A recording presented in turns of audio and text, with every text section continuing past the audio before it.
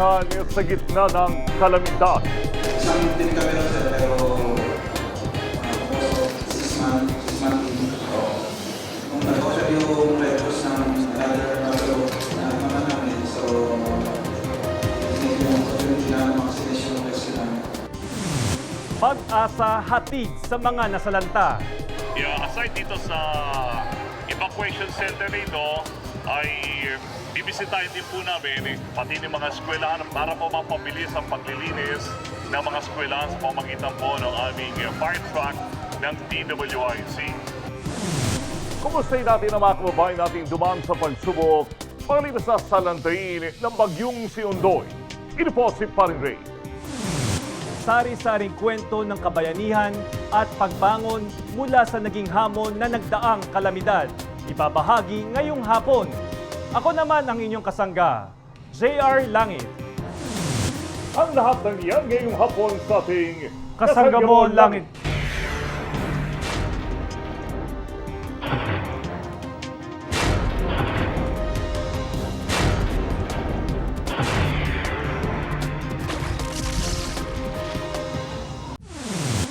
May ilang linggo na rin nakakalipas nang huling bayuhin ng Bagyong Ondoy ang Metro Manila.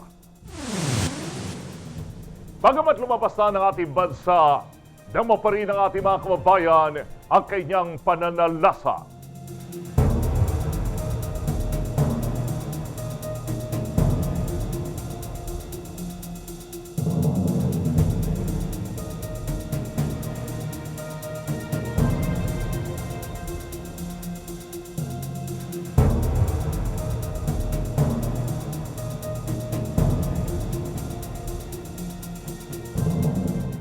September 26, 2009, ang petsa ng pagpasok ng matindi Bagyong Ondoy sa ating bansa. Bunsod ng walang tigil na pagbuhos ng ulan, lumubog sa baha ang buong Kamaynilaan.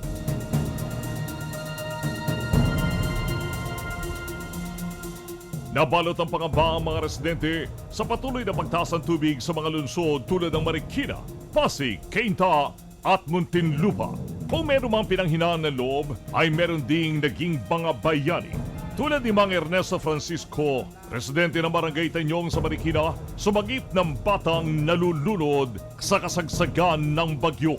Mang Ernesto, pakikwento po sa amin yung kabayanihan na nagawa nyo dito po sa lugar ng Marikina. Tinawag po nila kagawad sa bahay at may nalunod raw po dyan sa may Malanday sa Purok 7. Naglalaro po yata yung mga bata na hulog, tapos yung nung nahulog, sinagip nung isang bata yung nahulog. So dalawa po silang nalunod. Awa naman po ng Diyos nung tinawag nila ako na tayo mapalad na nakakuha dun sa bata. Limitado mga kagamitan at mga tauhan, hindi nalintana, makatulong lamang sa kapwa. Kilalanin natin ang ating mga rescuers mula sa grupo ng Philippine Coast Guard.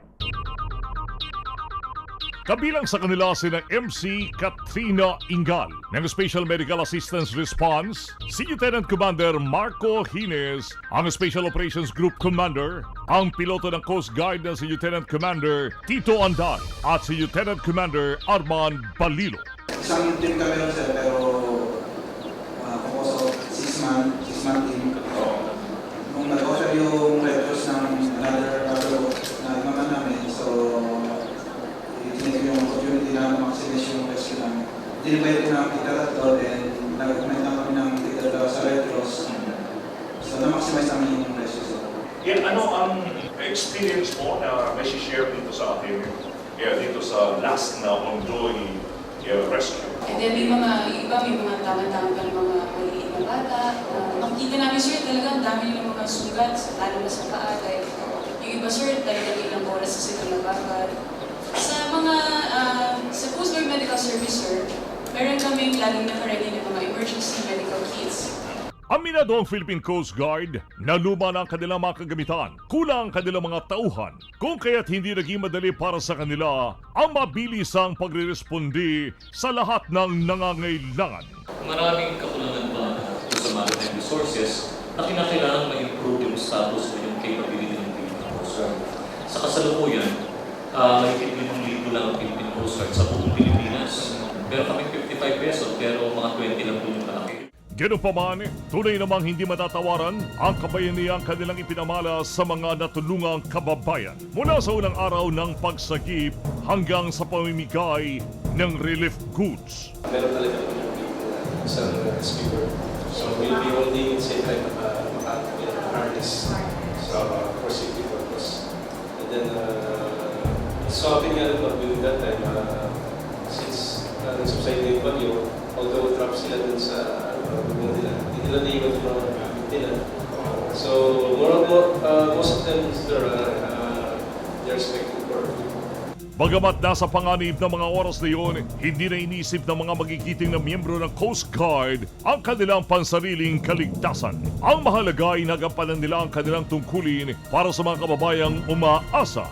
Kung kaya naman, saludo kami sa inyong katapangan. Kami po ay narito para ihatid sa inyo ang aming munting nakayanan ng aming foundation. Abangan sa muling pagbabalik ng Kasanggamong Langit.